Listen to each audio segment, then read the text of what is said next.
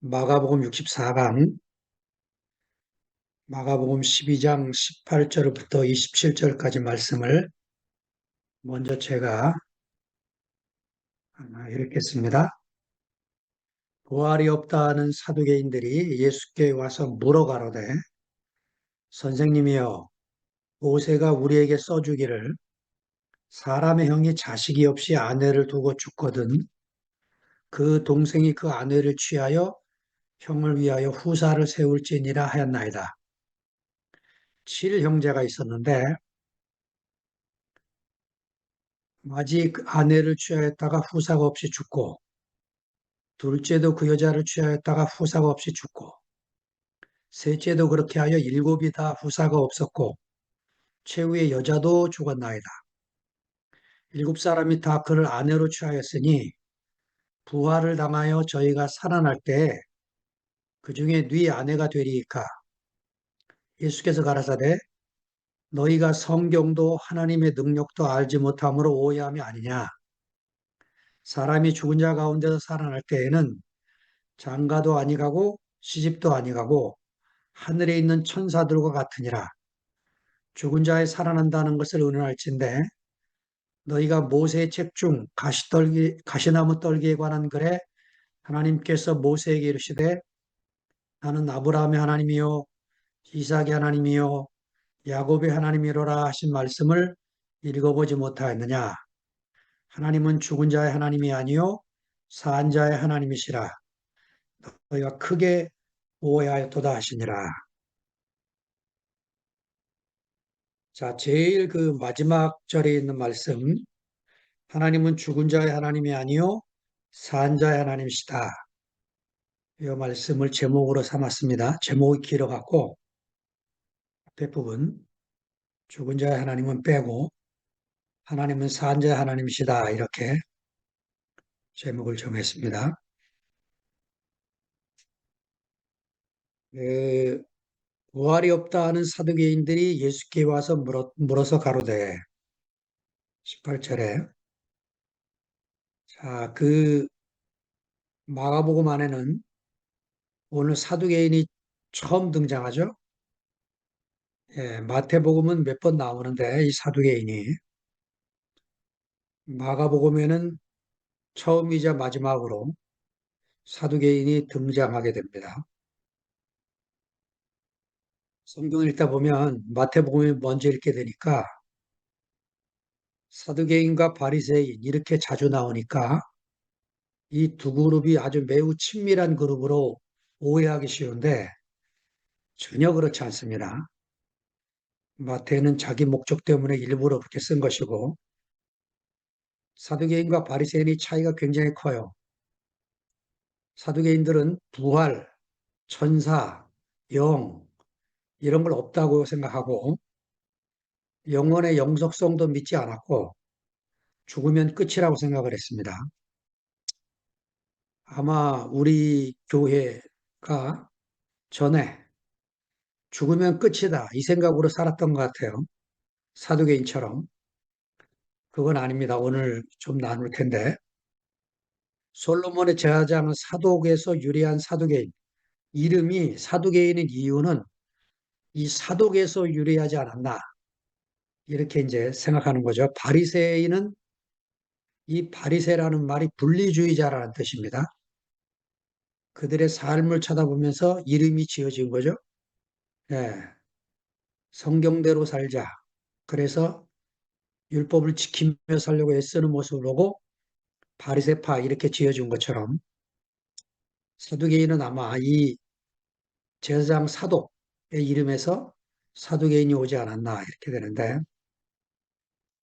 이 사두개인은요 그 제사장 하스몬가를 지지해서 바리새파보다 좀 더 정치적입니다.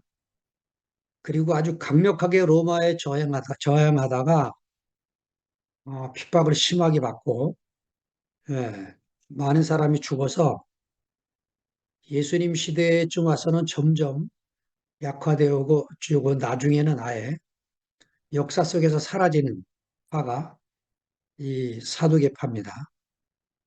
반면에 이 바리새파는 회당과 그 회당 교육에 아주 중점을 두고 그 모세 율법을 어떻게 지켜나가면서 확장시킬 수 있을까?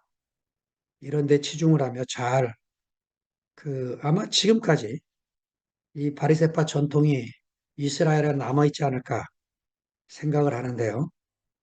사두개파는 성전과 제사장에 더 중점을 뒀기 때문에 예루살렘 성전이 사라지면서 아마 이 사두개파도 거의 사라지지 않았나 싶습니다. 이 사두개인들이 부활이 없다고 생각하고 사니까 19절 같은 이제 말씀을 시작을 합니다. 선생님이여 모세가 우리에게 써주기를 사람의 형이 자식이 없이 아내를 두고 죽거든 그 동생이 그 아내를 취하여 형을 위하여 후사를 세울지니라 하였나이다. 예, 요 19절은 모세의 가르침에 나오는 내용입니다. 형사 취수, 형이 죽으면 취수, 형수를 취해서 자식이 없이 죽은 형을 위해서 대를 이어줄 것을 동생이 의무적으로 대를 이어갈 것을 그렇게 명령하는 말씀인 거죠. 사실은요, 이 말씀은 자녀 없이 죽은 과부를 위해서 예, 그 경제 대책을 세우기 위한 말씀입니다. 그 대표적인 구약 성서가 룻기서죠. 룻기서에 보면 토지 무르기라는 이야기가 나와요. 예, 과부가 된 사람을 위해서 어떤 사람이 결혼을 해줘서 그 사람의 토지를 다시 회복해주는 일을 토지 무르기라고 하는 거죠.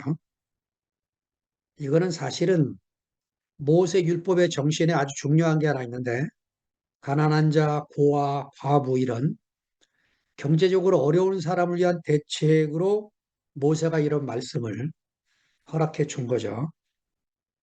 자, 여기에는요, 레위인도 포함되어 있어요. 왜 그러냐? 레위인은 기업을 안 줬잖아요, 땅을. 땅을 안 주는 바람에 문제가 생기게 됩니다. 전쟁이 터지거나 기근이 생기면 이 사람들이 빈곤층으로 전락을 해요. 왜냐? 자기들 먹고 살기도 힘든데 11조를 어떻게 냅니까? 그러니까 레위인도 갑자기 이 빈곤층으로 떨어져서 신명기 16장 14절에 보면 초막절을 지키라 하면서 초막절을 지킬 때 가난한 자, 고아, 과부, 노비 여기에 레위인이 포함이 돼요. 레위인도 초막절을 즐길 수 있도록 초대해라.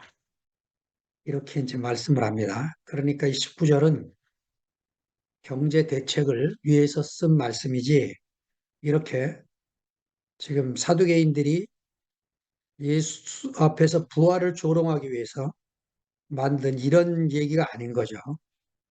실형제가 있었는데 20절에 갑니다.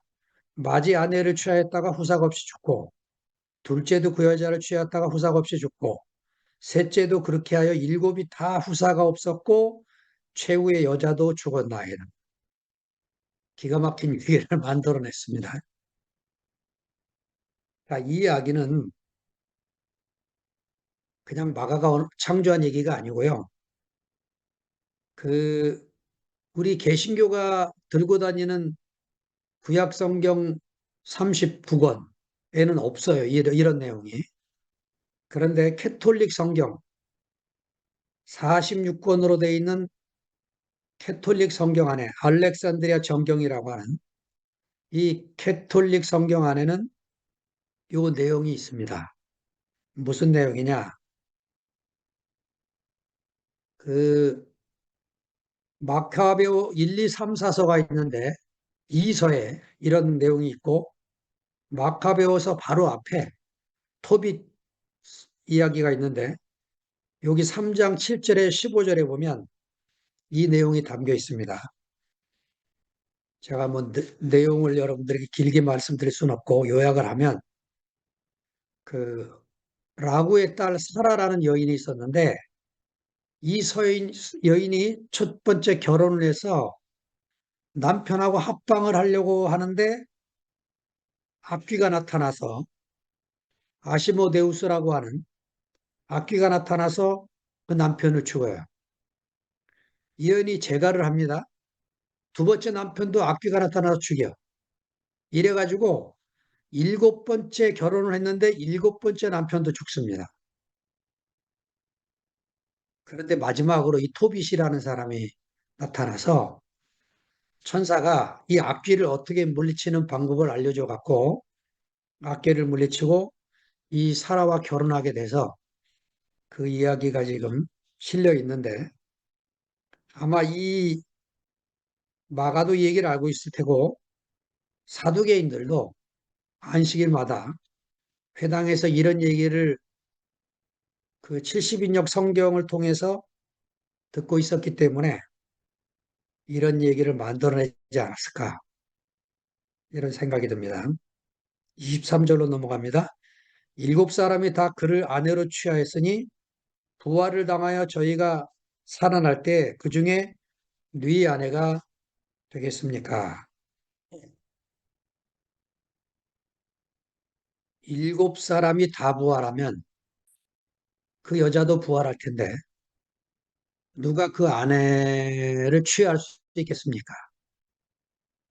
이건 이제 부활을 믿지 않으니까 당연히 이런 질문을 만들어내는 거죠. 근데 자기 앞에 있는 이 선생이 바로 부활의 사람이라는 걸 알면 이 사람들이 이런 질문을 안 하겠죠. 예수님은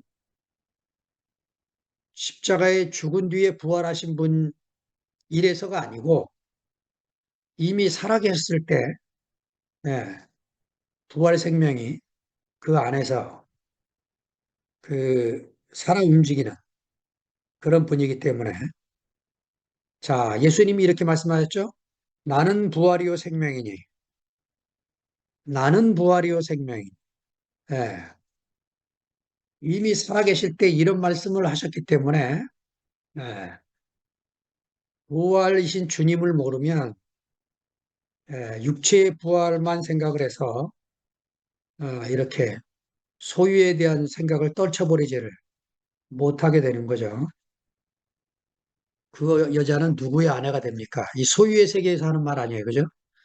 누구의 아내가 됩니까? 이래서 우리가 교회가 절대적으로 필요한 겁니다. 그리스도의 몸인 교회가 나타나야 하나님의 비밀이 밝혀지게 되는 거죠. 요새 최종윤 목사님이 그 에베소서를 말씀하고 계시는데 그 하나님의 비밀인 그리스도가 주제가 된 게 골로새서고 그리스도의 비밀인 교회가 주제가 된 게 에베소서죠. 특별히 이 3장. 3장을 읽으면 아주 놀라운 책인데 3장 1절에 이러함으로 그리스도 예수의 일로 너희 이방인과 갇힌 자되는 바울은 이렇게 하고 제가 이제 그 세 번역을 찾아보니까 똑같이 돼 있어요. 개역성경은 점점점점 이렇게 돼 있고 표준 세 번역은 대시로 돼 있는데 메시지 성경은 이 대시가 없습니다. 이거는 뭘 표현하려고 이렇게 써 있느냐? 원문에도 이게 써 있어요. 대시로. 지금 3장 1절을 쓰다가 바울이 계시가 임한 거예요. 그 3장 2절에 갑자기 다른 얘기가 흘러갑니다. 사실은 3장 2절에 쓸 얘기는 어디에 있느냐? 4장 1절에 써 있어요. 그 3장 1절과 4장 1절이 4장 1절을 봅니다. 그러므로 주 안에서 갇힌 내가 너희를 권하노니 예. 그러면서 이제 4장 이야기를 하려고 했던 게 3장 2절부터 계시가 임해서 무슨 계시가 여기 비밀이라는 단어가 세 번이나 나와요. 하나님 비밀, 그리스도의 비밀, 비밀의 경륜. 예, 뭐가 비밀입니까? 교회가 비밀이라는 거예요. 10절에 보니까 이렇게 말합니다. 이는 이제 교회로 말미암아 하늘에서 정사와 권세들에게 하나님의 각종 지혜를 알게 하려 하십니다. 그러니까 하나님의 각종 지혜를 어떻게 합니까? 교회로 말미암아 하는 거예요. 교회가 없으면 하나님의 각종 지혜를 알 수 있는 길이 없어요. 성경을 혼자 아무리 읽어야 이게 열리질 않습니다. 혼자 성경을 읽다가 옆으로 빗나간 교단들이 한국 땅에 이상하게 우리나라에 그런 교단이 많아요. 천재들이 많아서 그런가? 예, 그, 이 그리스도 모임 교회 안에서 성경을 읽고 같이 나눠야, 예, 우리가 성령을 통해서 이런 말씀이 무슨 말씀인가를 알게 되죠. 자, 24절로 넘어갑니다. 예수께서 가라사대 너희가 성경도 하나님의 능력도 알지 못함으로 오해함이 아니냐. 예, 그 예수님이 12장 10절에서 11절에 우리가 지난주에 나눈 본문이죠.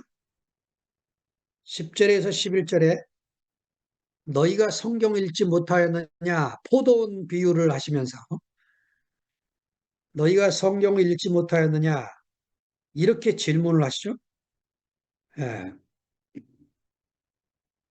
이번에는 너희가 성경도 하나님의 능력도 알지 못함으로 오해함이 아니냐 이렇게 질문을 하십니다. 자, 성서를 기록한 성령의 감동이 오지 않으면 기록된 문자만 알지 그 문자의 의미를 알 수가 없습니다. 여러분 여기 디모데후서 3장 16절에 있는 모든 성경은 하나님의 감동으로 된 것으로 이 감동이라고 하는 말이 뭐냐면 창세기 2장 7절에 나오는 여호와 하나님이 흙으로 사람을 지으시고 그 코에 생기를 불어넣으시니 이 단어하고 똑같은 단어예요. 그 코에 생기를 불어넣었다. 이 말이 감동이라는 단어. 성령의 감동으로 됐다. 이 말은 하나님이 성령으로 우리 안에 생명의 영을 불어넣어서 말씀을 알게 하신다. 그러니까 성령의 감동으로 써진 책을 눈으로만 읽으면 문자는 읽어지는데 의미를 모르고 다른 얘기를 하게 되는 거죠. 그러니까 한두 개인만 성경을 모르는 게 아니고 우리가 마가복음 1장에서 보통 서기관도 모르고 종교 당국자들도 모르는 이야기입니다. 예. 그러니까 기록된 문자가 사람으로 오신 분, 예. 요한복음 1장 14절에 있는 것처럼 여러분이 잘 아는 구절이죠. 말씀이 육신이 되어 우리 가운데 거하시며 말씀이 육체가 되신 분, 문자가 사람이 되어 오신 분, 이분을 알아야 되는 거죠. 누가복음 4장 21절은 독특하게 표현되고 있어요. 예수님이 회당에 들어가서 안식일 날 이사야서를 싹 읽은 다음에 뭐라고 말씀하시냐면 이 글이 오늘 너희 귀에 응하였느니라 이렇게 말씀을 하세요. 참, 우리말 이 응하다 얼마나 좋은 말인지 몰라요. 요새는 점점 안 쓰는데 이 귀한 말 응하다. 어? 그냥 오늘 이 글이 오늘 너희 귀에 응하였느니라. 예, 우리가 성경 읽다가 말씀을 듣다가 이런 감동이 자주 오게 되기를 바랍니다. 모른다는 것을 시인하는 것이 아는 것의 시작입니다. 저는 어떻게 이 교회를 만나게 됐나? 내가 예수를 모르는구나. 문자로 기록한 예수를 내가 공부한 사람이지 산 예수를 모르는구나. 이걸 알게 됐어요. 내가 교회를 모르는구나. 제가 교회를 모르는 거 어떻게 알았느냐? 5천 만의 책을 읽고 알았어요. 예, 교회를 모르는구나. 예, 소크라테스가 그랬잖아요. 내가 다른 사람보다 위대한 거는 다른 사람들은 모른다는 사실을 모르지만 나는 모른다는 사실을 안다는 것이다. 예, 놀라운 얘기입니다. 왜 이런 교회가 탄생했는데 사람들이 이 교회를 못 알아볼까요? 자기가 예수를 모른다는 걸 몰라요. 지금 교회를 하고 있으면서 성경에서 나오는 바울이 말한 교회가 어떤 교회인지 모르는 거죠. 예. 몸이 건축된 교회를 본 적이 없어요, 우리가. 그래서 모르는 거죠.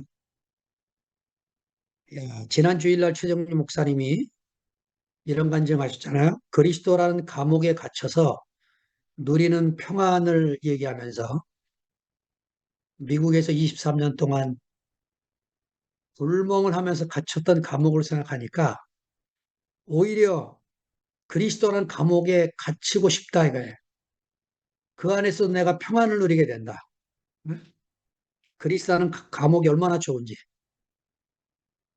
저도 뭐 말씀 듣는데 너무 좋더라고요.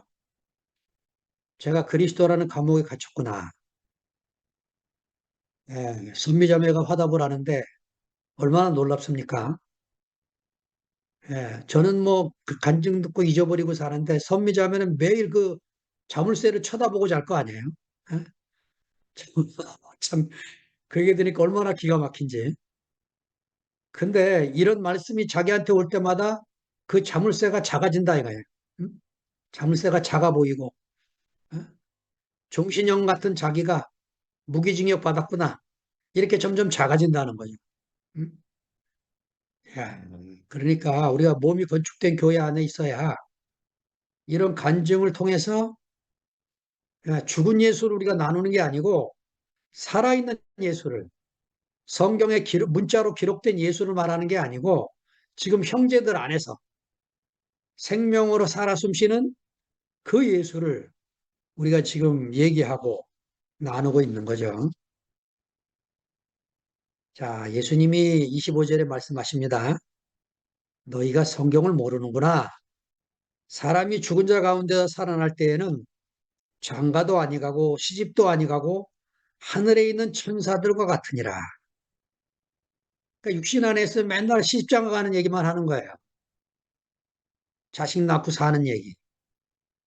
그런데 교회 안에 들어오면 하늘에 있는 천사들이 나누는 얘기를 하는 겁니다.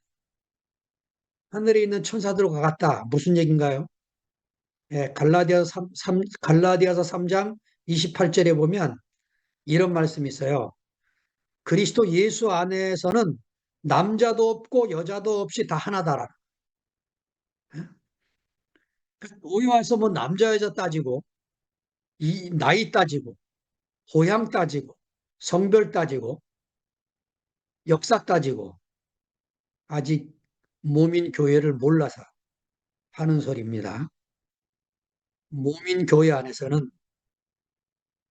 그 부활 생명 안에 살기 때문에 비록 육신 안에서 살지만 성령의 인도를 받고 사는 거죠. 성령의 이끌림을 우리가 교회 안에서 경험하게 되는 겁니다. 요한복음 14장 26절에 보면 보혜사 곧 아버지께서 내 이름으로 보내실 성령 그가 너희에게 모든 것을 가르치시고 내가 너에게 말한 모든 것을 생각나게 하시리라.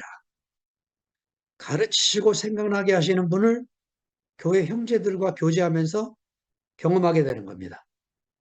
요한복음 16장 13절에 보면 그러하나 진리의 성령이 오시면 그가 너희를 모든 진리 가운데로 인도하시리니 그가 자유로 말하지 않고 오직 듣는 것을 말하시며 장래일을 너희에게 알리시리라.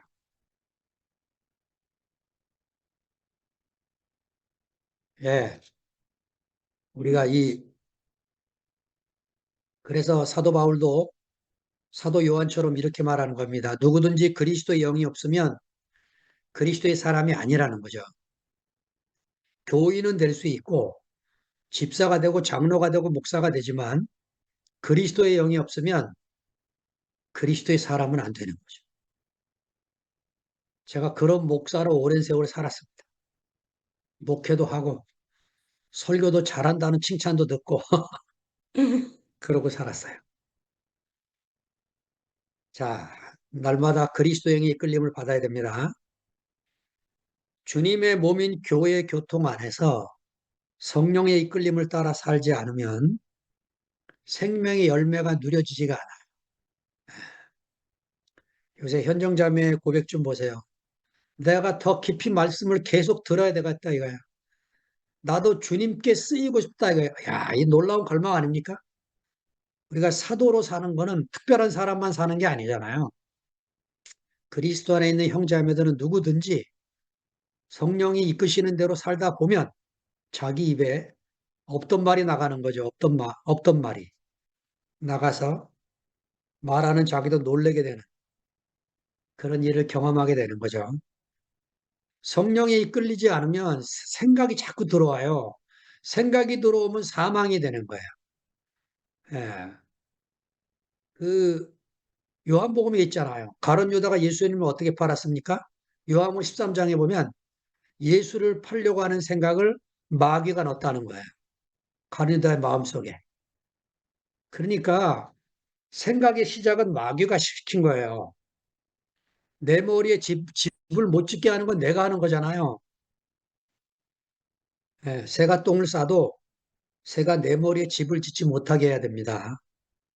예, 생각을 따라 살면 사망이지만 성령을 따라 살면 생명과 평안입니다. 자, 자, 26절 깁니다. 읽겠습니다. 죽은 자의 살아난다는 것을 의논할진대 너희가 모세의 책 중에 가시나무 떨기에 관한 글에 하나님께서 모세에게 이르시되 나는 아브라함의 하나님이요 이삭의 하나님이요 야곱의 하나님이로라 하신 말씀을 읽어보지 못하였느냐. 예. 예수님이 이제 사두개인들을 데리고 더 멀리 갑니다. 출애굽기까지 또 갑니다. 이 가시나무 떨기 모세의 책, 예, 이 얘기가 출애굽기 3장에 나오는 얘기죠. 모세가 서쪽으로 양떼를 몰고 가다가 호렙산에 불이 붙었어요. 멀리서 보는데 나무에 불이 붙었는데 나무가 안 타는 거야. 이상하다. 아까부터 불이 붙었는데 저 나무가 왜 안 타지? 궁금해서 가까이 간 거죠. 예, 가까이 갔더니 그 불 붙는 가시나무 떨기 속에서 하나님의 음성이 들리는 거죠. 나는 아브라함의 하나님, 이삭의 하나님, 모세의 하나님이다. 내 발의 신을 벗으라. 이렇게 말씀을 하시는 거죠. 야, 이 가시나무 떨기는 바로 모세 자신이었어요. 예, 모세는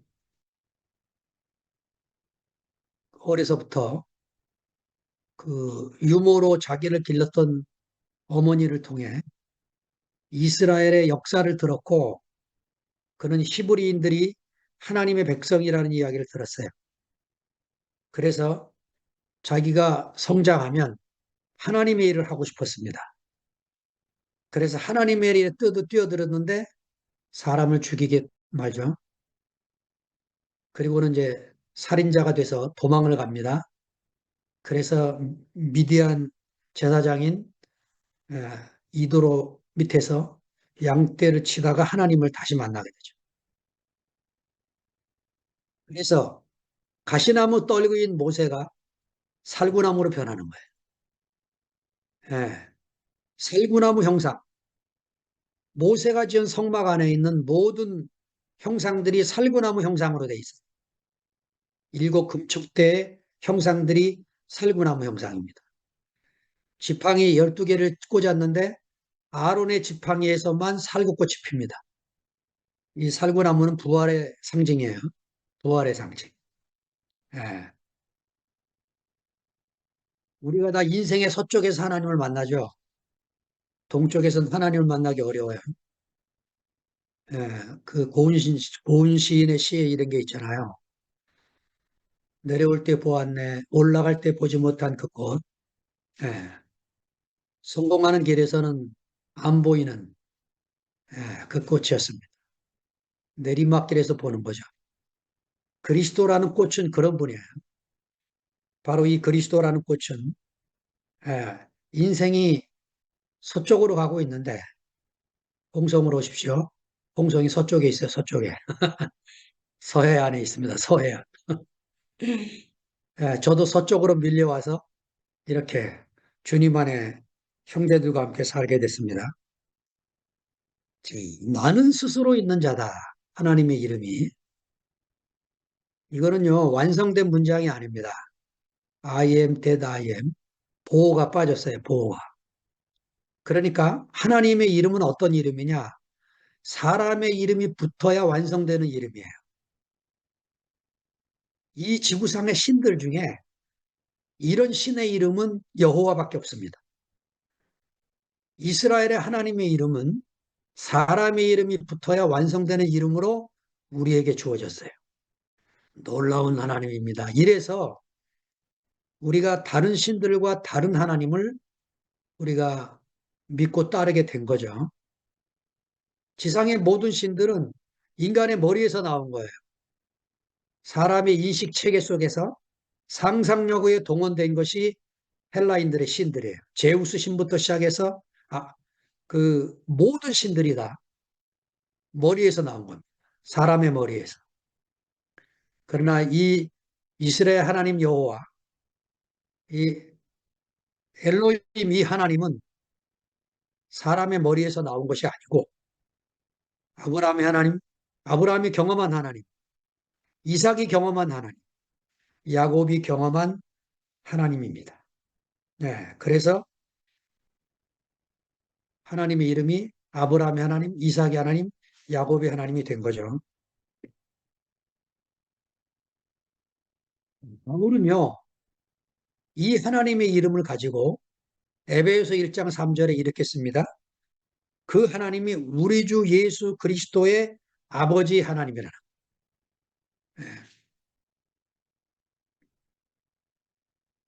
우리는 이제 구약의 하나님은 어떤지 몰라도 신약의 하나님, 예수 그리스도의 아버지 하나님을 만났어요. 그래서 우리도 하나님을 이제 아버지로 부르게 됐어요. 예, 놀라운 일입니다. 이런 축복이 세상에 어디 있어요? 우리가 단군 신앙을 믿고 1800년도까지 살아오다가 선교사들의 도움을 통해서 이 예수 그리스도를 알게 됐는데 우리가 예수를 몰랐으면 지금도 단군 신앙을 섬기고 살았을 거예요. 예, 우리 민족의 하나님은 인격적인 신이 아니죠. 예, 그 하나님은 우리의 아버지십니다.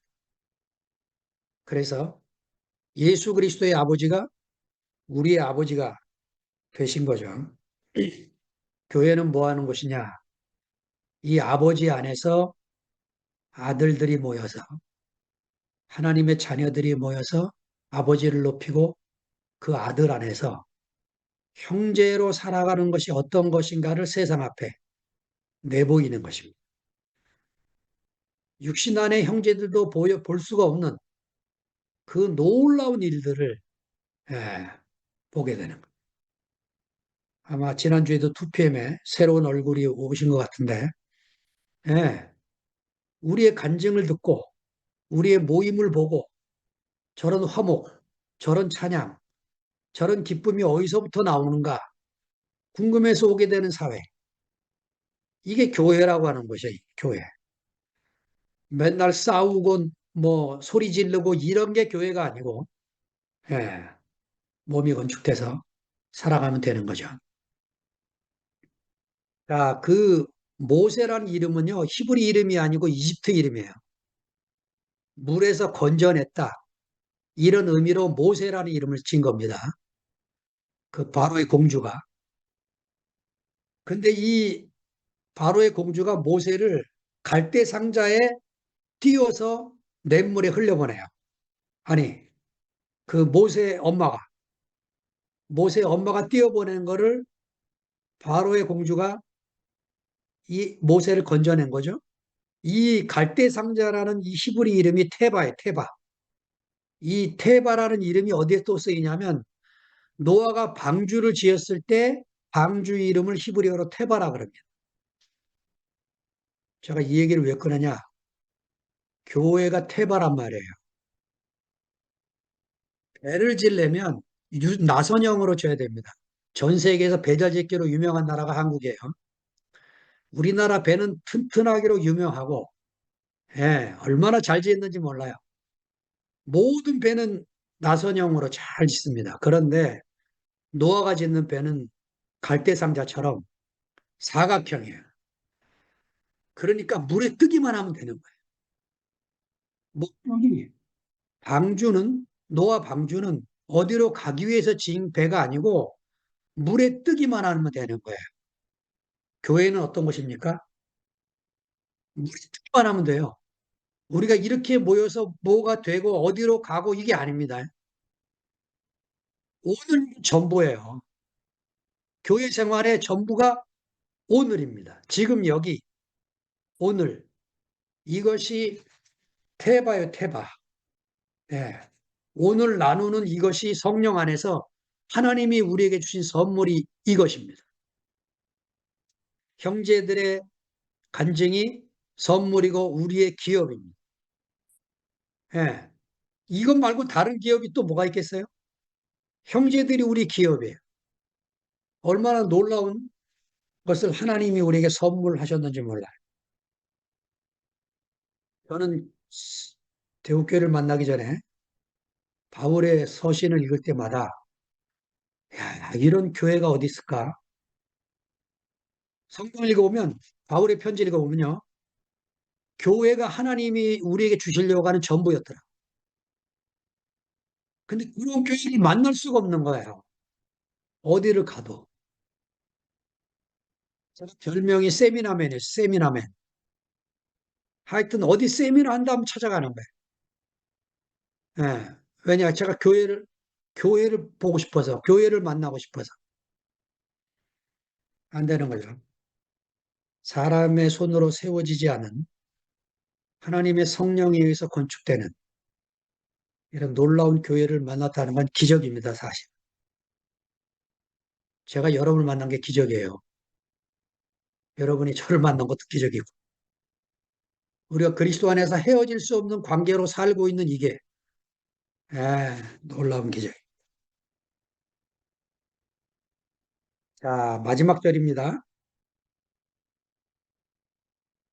하나님은 죽은 자의 하나님이 아니요 산 자의 하나님이시라. 너희가 크게 오해하였도다 하시니라. 예. 부활을 죽은 뒤의 세계로 얘기하면 산 자의 하나님을 누릴 수가 없어요. 저는 오늘 한 가지를 확실히 하려고 합니다. 뭐냐면 우리가 부활 생명으로 살아있는 예수를 교회 안에서 만나기 때문에 예수님의 부활을 영의 부활로 말하면 안 돼요. 자, 왜 제가 이렇게 확신하게 얘기하냐면 그 12제자들이 전부 다 순교합니다. 여러분, 육체에 부활하신 예수를 만나지 않았으면 그들이 목숨을 내놓겠습니까? 지금 우리는 영의 부활이신 예수를 믿고 사는데 그런 식으로 말하면 우리 모임 중에 몇 명이 목숨을 내놓고 순교 자리를 갈 수 있겠어요? 우리하고 다른 경험입니다. 사도들이 했던 경험은 질이 다른 그 질이 다르다는 말씀을 드리는 게 아니에요. 예. 그들이 만난 예수는 십자가에 죽고 무덤에 장사 지낸 그 이후에 예수를 만난 거예요. 그 부활한 예수. 그래서 저는 이렇게 얘기하는 거죠. 누가 저보고 당신은 예수의 육체의 부활을 믿느냐? 저는 믿어요. 그런데 지금 제가 교회 안에서 누리는 예수는 죽은 예수가 아니고 산 예수를 누리고 있는 거예요. 살아있는 예수를 얘기해야지 죽은 예수를 왜 얘기하냐는 거예요. 죽은 예수. 지금 형제들 안에서 살아있는 예수. 부활 생명으로 오셔서 살아있는 예수를 나눠야지. 왜 죽은 뒤에 예수, 재림하는 예수, 2000년 동안 한 명도 부활하지 못한 그 예수, 그거를 왜 지금 또 얘기하냐. 21세기 와서 그 얘기를 또 왜 하느냐. 예. 그 얘기는 뭐 이 얘기만 하면 딱 끝나요. 뭐냐? 아, 예수님이 십자가에 죽고 사흘 만에 육체로 부활하였습니다. 아멘. 그리고 끝이에요. 그 다음에 그 육체로 부활한 예수에 대해서 뭔 얘기를 하겠습니까? 예. 바울도 그 얘기를 한 거는 고린도 형제들이 예수 믿고 죽은 사람은 어떻게 됩니까? 이 질문을 하니까 그 얘기를 한 거예요. 예. 에베소, 빌립보서, 골로새서에 감옥에서 보낸 편지에는 그 얘기가 한마디도 없습니다. 그러니까 감히 제가 이렇게 말씀드리는데 신약 성경 13권 바울의 편지를 보면 그 교회마다 생명의 수준이 다른 거를 봐요. 생명이 어리면 고린도 교회처럼 육신의 문제가 해결이 안 되고 갈라디아 교회처럼 율법에서 벗어나지가 않고 데살로니가처럼 재림만 끊임없이 믿고 따르게 되고 이런 일이 벌어지는 거예요. 그런데 빌립보 교회처럼 에베소 교회처럼 골로새 교회처럼 바울이 그런 얘기를 할 수 있는 관계 속에서 살고 있던 형제들입니다. 빌립보서에 보면요, 기쁨이라는 단어가 얼마나 많이 나오는지 몰라요. 바울이 감옥에 있었지만 기쁨에 차서 편지를 보냅니다. 예. 여러분은 저를 생각하면 어떤 마음이 떠오르는지 모르지만 저는 여러분을 생각하면 마음에 기쁨이 있어요. 여러분들의 이름을 들을 때마다 얼마나 감사한지, 이런 귀한 형제들을 만나게 된 게 얼마나 하나님의 축복인지. 예. 이 부활 생명을 깊이 누릴 수 있는 교회에 만나게 된 거 정말 감사드립니다. 너희가 크게 오해하였도다. 너희가 오해하였도다 수준이 아니에요. 너희가 크게 오해하였도다. 이 크게 오해하였도다. 이 헬라어가 풀라나오입니다. 이 말의 의미가 진리로부터 멀리 떠났다는 말이에요. 이 사두개인들이요, 이런 말을 예수를 걸리게 하기 위해서 질문하고 있다는 것 자체가 예, 진리를 하나도 모릅니다.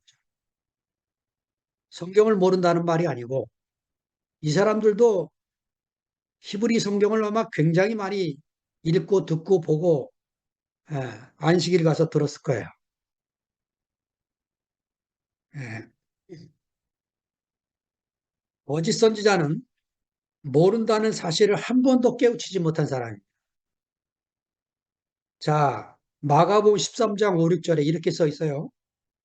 너희가 사람의 미혹을 받지 않도록 주의하라. 많은 사람이 내 이름으로 와서 이르되 내가 그러라 하여 많은 사람을 미혹해 하리라. 내가 그러라. 히라보로 무슨 말인지 아세요? 내가 그러라. 에고에임입니다. 에고에임이. 요한복음이 자주 쓰는 말. 내가 그다. 우리나라에 내가 그다. 이 말을 한 사람들이 굉장히 많아요. 전도관을 시작했던 그 박장로, 박태선 장로, 이 홍성에도 천부교라는 교회 하나가 있어요. 그 천부교회가 박장로 교회입니다. 이 양반이 그 요한계시록을 읽다가 두 감람나무를 보면서 자기가 감람나무라고 얘기했던 사람이에요.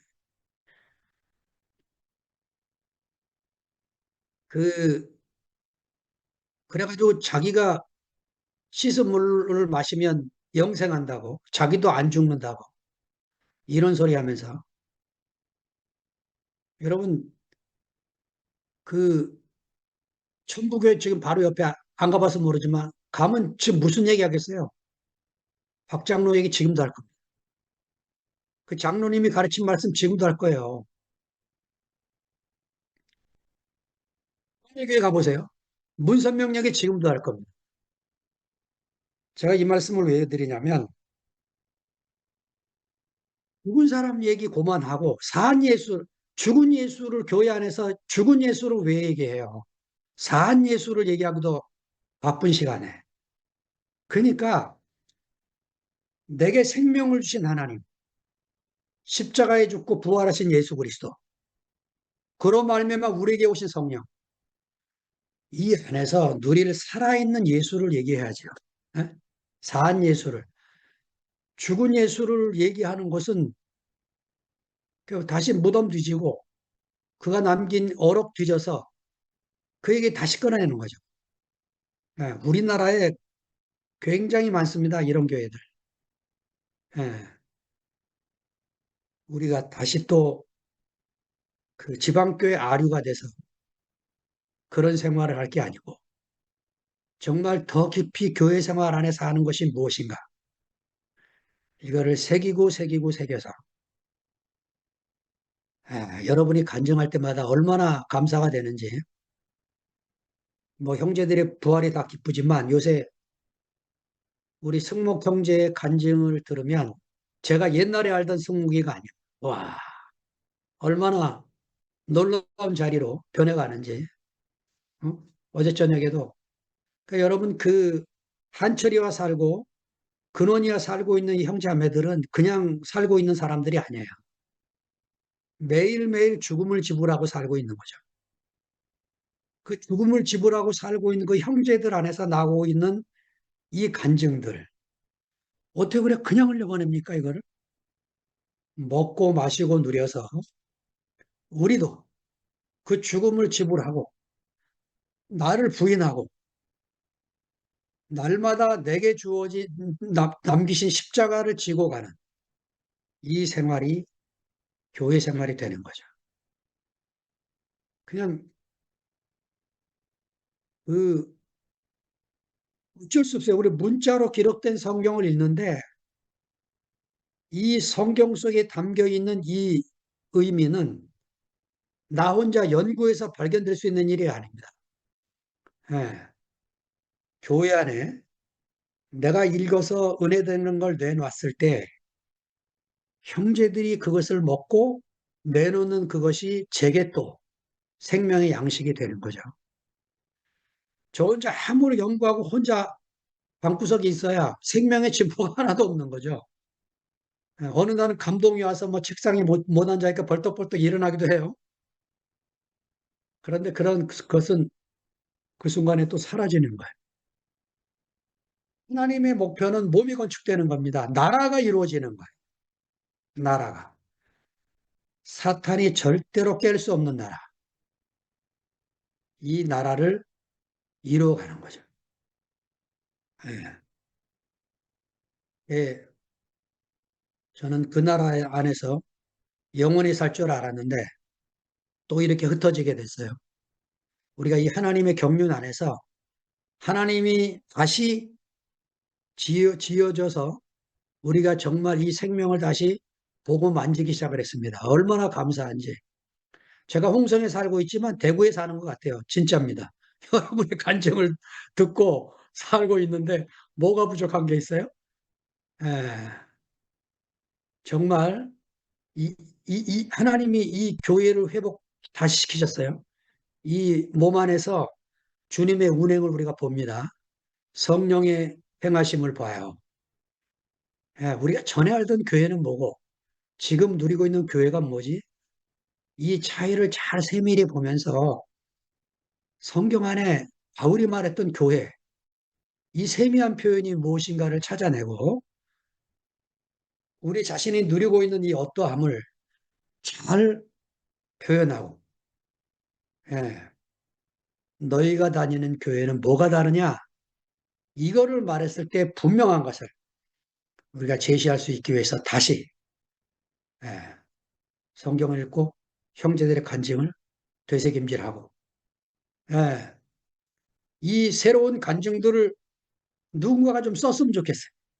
깜짝깜짝 놀라게 하는 이런 간증들을 예, 날아가기 전에 잘 기록을 해서 예, 우리 뒤에 오는 형제들이 그 간증을 집을 읽으면서 아, 우리 앞에 갔던 분들이 이런 놀라운 간증을 하며 사셨구나.